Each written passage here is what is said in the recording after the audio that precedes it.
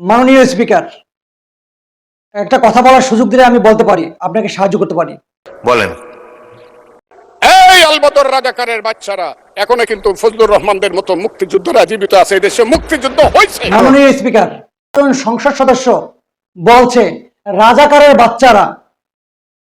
মাননীয় স্পিকার, বর্তমান বাংলাদেশে শুধু আমি আপনার প্রতি আমি আন্তরিকভাবে কামনা করছি যে বর্তমানে রাজাকারের বাচ্চারা কারা, এদেরকে একটু চিহ্নিত করে এদের ছবিগুলো, এদের নামগুলো আমাদেরকে দিবেন, তাহলে আমরা এদের কাছ থেকে দূরে থাকব।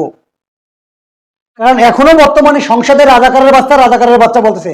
মাননীয় স্পিকার, সেই 53-54 বছর আগে এই দেশ স্বাধীন হয়েছে, এখনো রাজাকার কতজন আছে এই তালিকাটা একটু আমাদেরকে দিবেন এবং তাদের ছবিগুলো দিবেন, তাদের নামগুলো দিবেন, তাদের কাছ থেকে বাংলাদেশের মানুষ দূরে থাকবে।